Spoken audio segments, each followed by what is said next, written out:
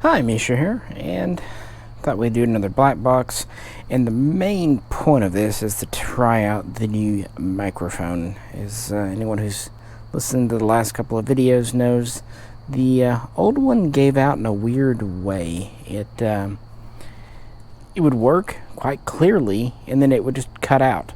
And I kind of did the little shaking and twisting and dipping the wire, and it wasn't really apparent, but apparently at the very, very top, you'd think somewhere it would happen along the cord, but no, it was at the very top of the mic where the little intake was. Something in there, it was just old. I had been using that mic maybe for 3 years, but I used it basically daily, traveled in the field with it, did things with it. It's not my wireless one. I discovered that wireless are great for some purposes, and just plugging in a wired mic is better for videos like this. So just being used, and I'd actually had problems with it before about 1.5 years ago, and kind of thought I'd retire it, and then it seemed to not do it anymore when I got this new GoPro 11, so I went back to using it. But its time was up. But it would have been a lot easier if it had just like straight up died instead of kind of cutting in and out depending on how it moved. So we're going to try out this one, and this is actually a cheaper one. That mic wasn't super expensive, but it was like a $70-$80 one, but I picked it up local. This one I just went on Amazon because I needed something pretty quick, and it was only like $35, but I will say it came with more stuff. For one thing, it actually came with a kind of carry case, and yeah, I took it out of my pocket for a second here, and a cord extension. This is a really long cord already, and then the other cord it comes with is even longer. So, but the only bad thing is it does need a pin adapter to work with the GoPro, because the GoPro is mono sound, and I guess it wants to do a stereo plug. Yeah, tons of electronics. Just because it fits doesn't mean it'll work. But the cord it has is a lot thicker, so if it lasts, say, 2 years, that'll be worth the $35-$40 after tax it costs. But sometimes you get what you pay for. Sometimes cheaper is better, and sometimes sound quality is great, but durability is even better. So we'll see how this sounds, and this will be a test run of on a Blackbox. It's been a little while since I've recorded videos. Most of what's been on here, the Predator videos, are kind of backlog. I tend to go through cycles. I was talking with Fox just the other day. I'll go through a spurt while I record, a couple of videos every day for a week or two. But then I might go 2 weeks without recording hardly any videos, maybe 1 or 2 if it's important. I don't know, I just kind of go through phases where I'm feeling like it. Like this one wasn't planned. I just decided, hey, need to try out this mic. Hopefully it sounds good. But I did kind of want to talk about Gunbroker.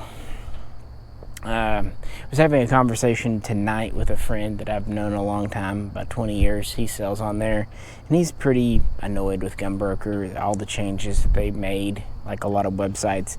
If you don't know, it's just where you go to sell firearms and firearms accessories, and they're just getting more and more like eBay. I'm just messing with the mic too, so if you hear any weirdness, that's just me fiddling around with it. Excuse me, that was me hiccuping. Fiddling around with things, but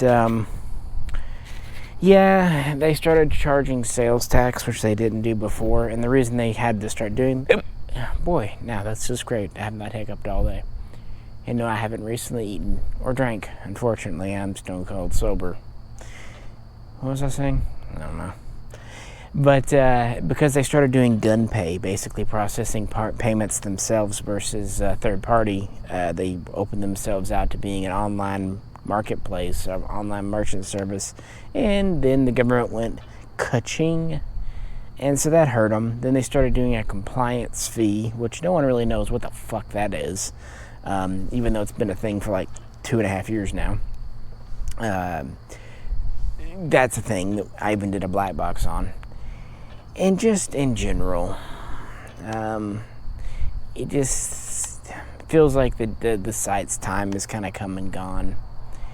It was bought by a new company about 2, maybe 3 years ago, and that was kind of at the height of gun market stuff, and I just, like everything, seems like today in the modern world business, either you're successful enough, you get bought out by a big company, and hey, no shame to that. I mean, if someone offered me money for whatever I've got, I'd sell out. But either that, or you get pushed out by a big company if you won't sell, or you just fail. But very, very, very few companies now, started by a mom and pop outfit, make it to the big leagues and stay helmed by the family that started them. It just seems like in the 21st century that doesn't happen much. And of course, not just gun things, not just internet things, but anything. Technology of any type comes to mind. Computer companies, software or hardware. Just how it is. And it costs so much money for marketing and distribution these days. It's sad. And of course, so much marketing and manufacturing is overseas now. So much of what goes on in animation and Hollywood is outsourced. And that's just where we are. Kind of the old saying of no sense crying about spilt milk kind of comes to mind, because what do you do? But I just thought I would talk about Gunbroker for a bit, and an interesting conundrum that I've had happen to me recently, and I can't really think of a good answer. So let me explain the question, and seems like it's one of those things, damned if you do, damned if you don't. But maybe you'll have a better idea of how I can answer it better. So on Gunbroker, I'll get a question from someone, and it usually is exactly this: do you have everything you need from me? That's hard for me to answer. The thing is, it's also very hard for me to explain to someone why that's hard for me to answer. Now, if I've already shipped, I can go, yeah, the gun shipped, or the item shipped, here's the tracking number. Great, that's it, end of story. But if I haven't, think about it. For one thing, I don't like advertising that I'm blind. For one, it's kind of no one's business. I mean, it is if I want to make it, but I mean, it's some of those things. For another, if it were just all out there on Gunbroker for everyone to know, that some people would use it, let's just say to their benefit and to my detriment, if you know what I mean. It's just not one of those things that needs really knowing. And it most of the time, I'd say 4 out of 5 sales for sure, maybe even 9 out of 10, it's not relevant. But this weekend, for example, we had a 3-day weekend, Memorial Day. So kind of put us back a little bit, because usually the person that comes to help me comes on Mondays. Well, when Monday's knocked out of the week, that kind of leaves me in an awkward position, because usually the other day he comes is Thursday. So does he try to come Tuesday and Thursday? That's pretty close together. Or do we just try to make one day work? And this week we just try to make one day work. I just didn't really have a lot of orders, and it's not worth his time to come over here for just a handful of orders and shipping. I have to be economical with both my time and his time, and of course I pay him, so yeah, that needs to be factored in too. It's just logistics. So that is said. Now, should I say yes, it'll ship tomorrow? What's hard about that, what if something's wrong with their FFL? And that's the big problem for me. I can't just pull up the PDF or JPEG that Gunbroker sends me of their federal firearms dealer's license where the gun will be shipped and go, yep, looks good. Because they expire, sometimes they're not clear, sometimes there's an error. It's computers. For a normal person, this is a 5-second thing to answer them. For me, I gotta wait till someone's here. Either I pull it up on my screen and ask my helper, hey, does it look good? Or I just print it and say, hey, does it look good? Once in a blue moon, they're expired. Sometimes they're blurry. Back in the old fax days, it was 10 times worse, because the faxes would be just black or, all screwed up. But thank goodness faxes have been over for a very long time now. So I can't just say, yeah, I've got everything I need from you, because I don't know if that FFL copy I've got is good. Now, I could fib and just go, yeah, everything's great, I'll ship tomorrow. And that would probably get me through most of the time. Unfortunately, once in a while, it's just, Murphy's Law, that's the time the FFL will be bad.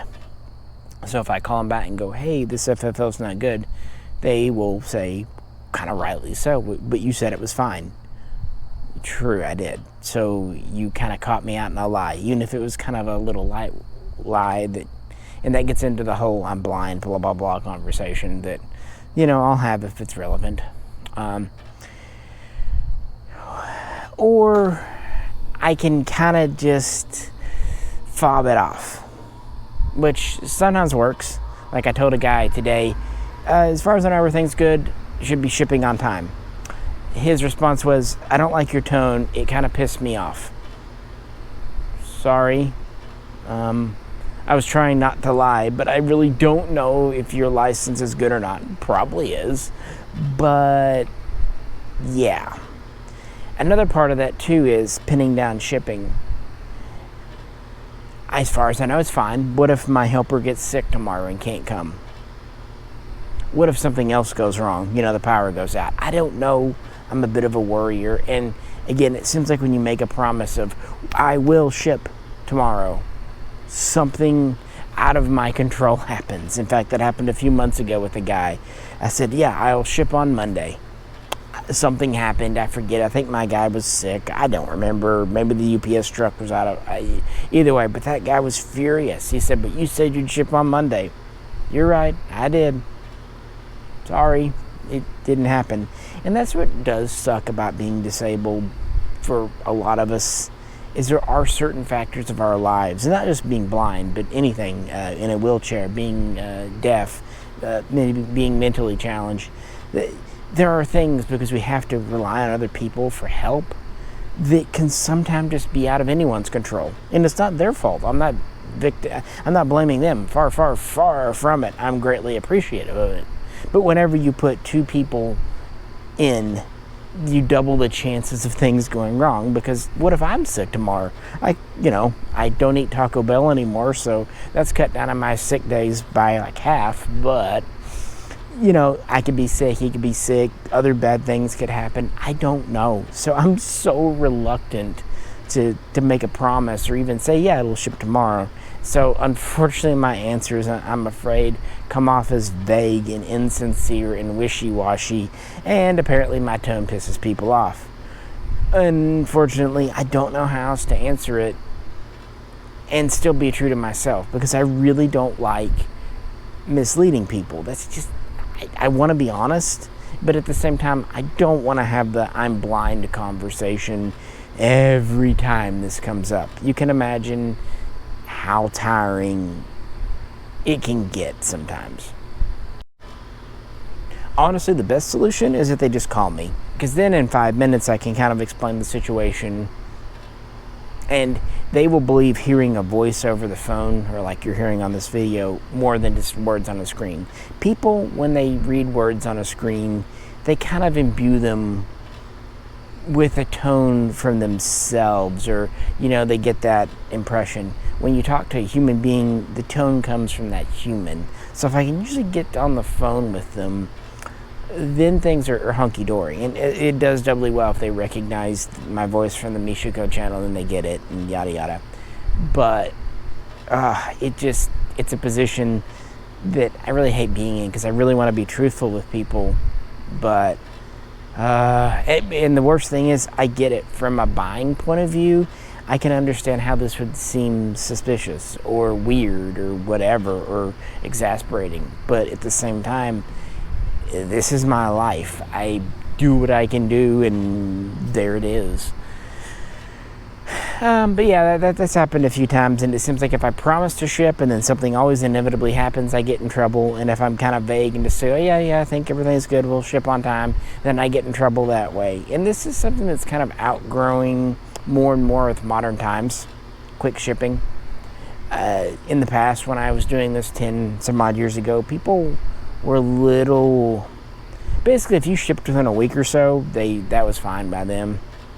Nowadays, people want tracking numbers the next day. Like, I had one guy buy something Monday, Memorial Day. Tuesday morning, he wrote me wanting a tracking number. And again, if I was a big store, if I was Amazon, that's a legitimate request. I do have in my Gunbroker auction descriptions, this is not Amazon. If you need that, please don't buy. But people don't read, is the human centipede episode of South Park taught us all. But no, it's just an interesting conundrum that's kind of come up. And in some ways it was easier when guns were selling quicker back in 2020 and the first half of 2021, because then I had the reasons to have my helper come over, not daily, but every other day.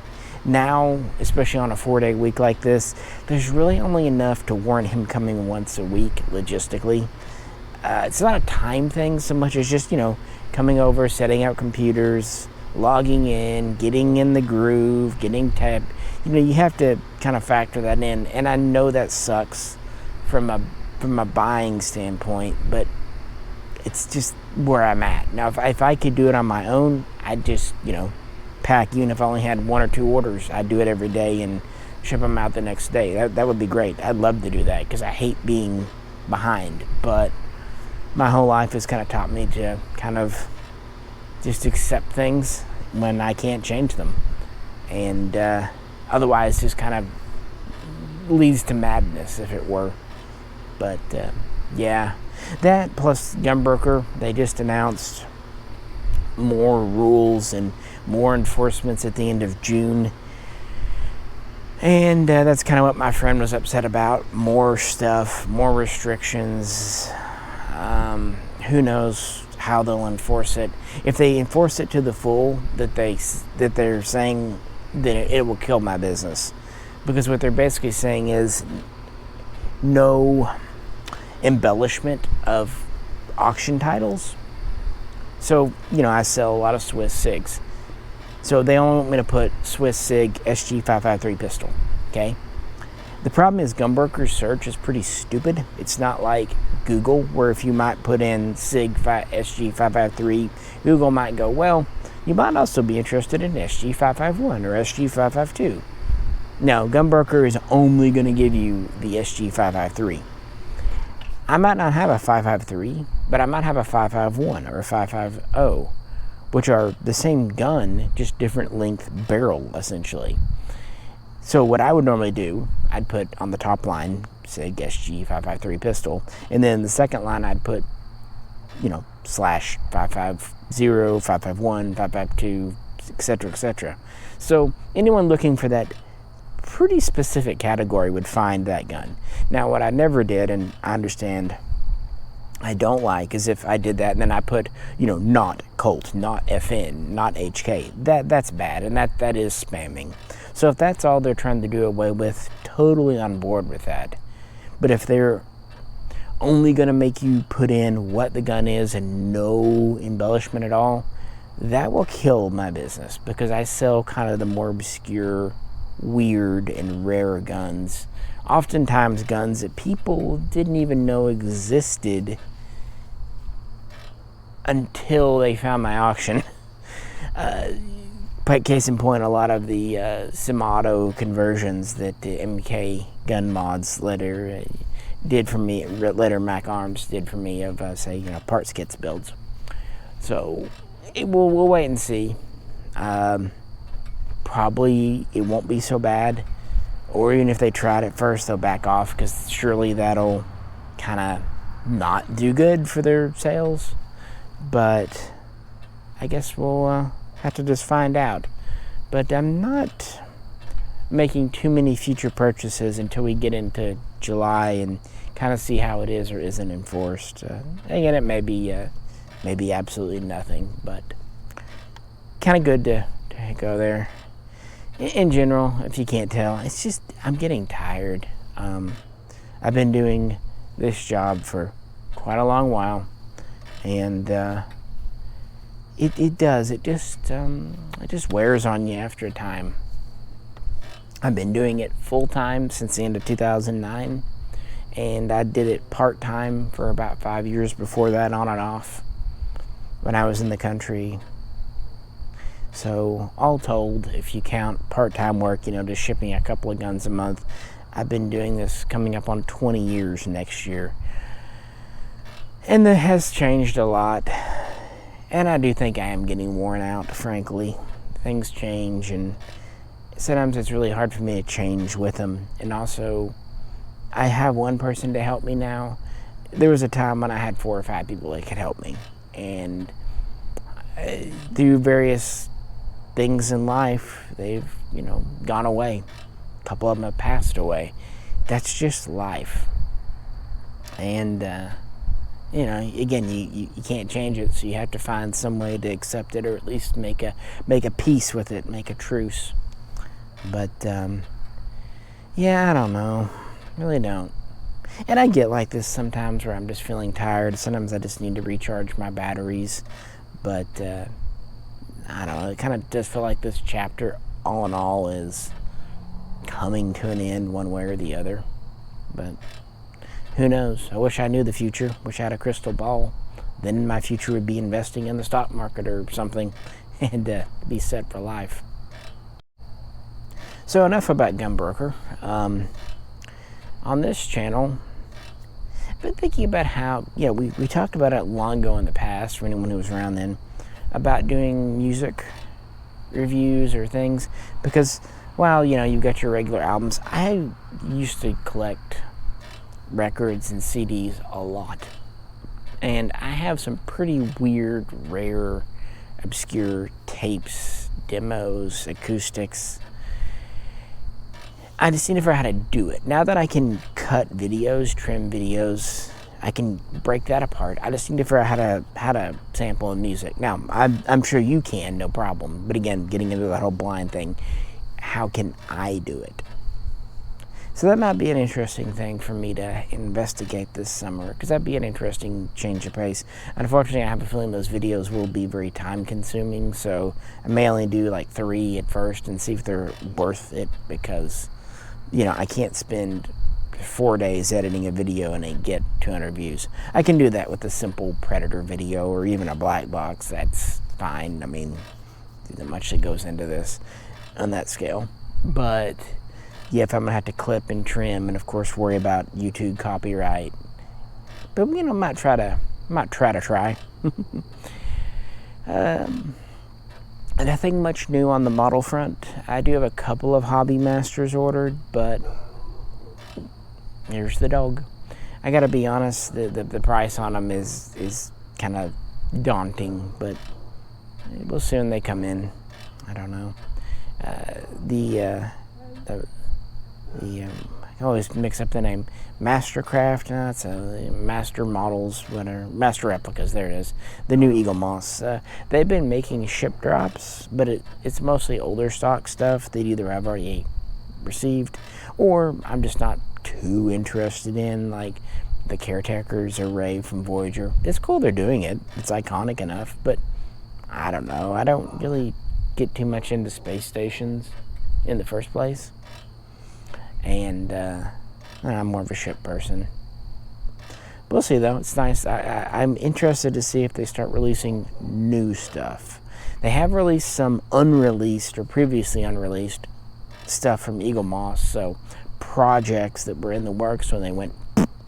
But I'm kind of waiting to see if they actually start new tooling, new molds themselves. I'm sure they would. Star Trek is going through a pretty good phase right now with Strange New Worlds and Picard Season 3, so this is as good a time in a long while to get into Star Trek, I would think. Because if you think about it, when Eagle Moss started in 2013, 2014, Star Trek was not in a particularly great place. Discovery, better or worse, was years on the horizon still. We had the first JJ film in 2009 that did well, but by the time Eagle Moss came around, that was a distant memory. Into Darkness didn't do so great, and that was the most recent really piece of media. So, they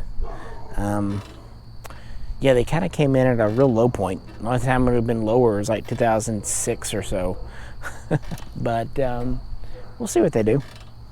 I am continuing on with my NECA stuff. I still have some more Predators to show you, but we'll probably change pace a bit, do some other 80s action things from some other franchises. Now, I will tell you, this came up in a few other videos, I never got into Ninja Turtles, so you won't see that. Even as a kid, I think maybe I was slightly too old for that, or maybe it just wasn't my forte. I never really had ninja toys even when I was younger. I was more into sci-fi and military, and they were just a little too comical, I guess.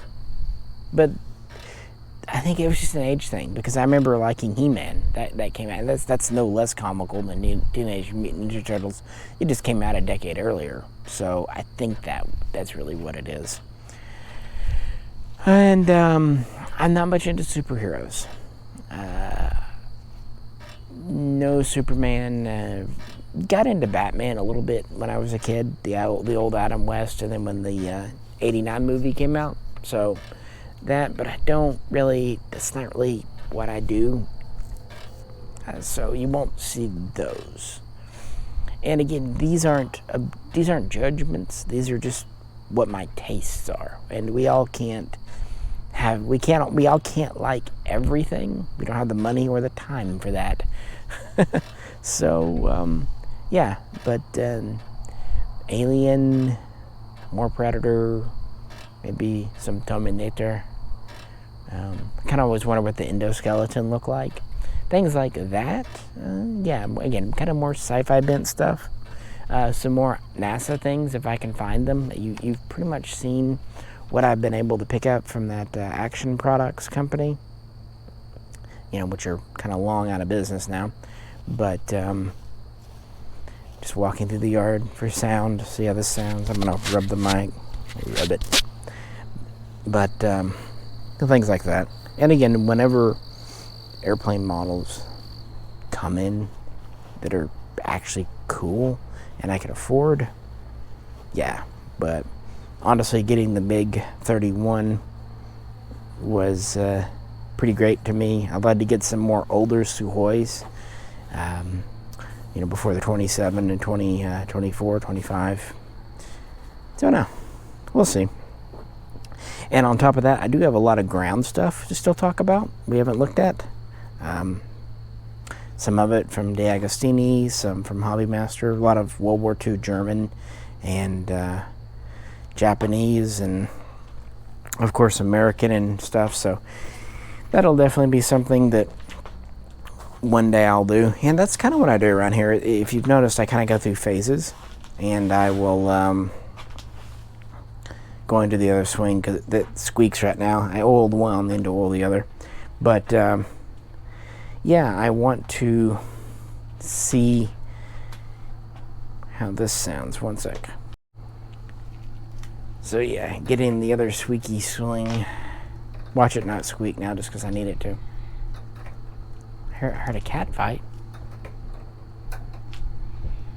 Oh, I guess one of my cats in the house. Nice. But anyway, I kind of do things as I get in the mood to do them.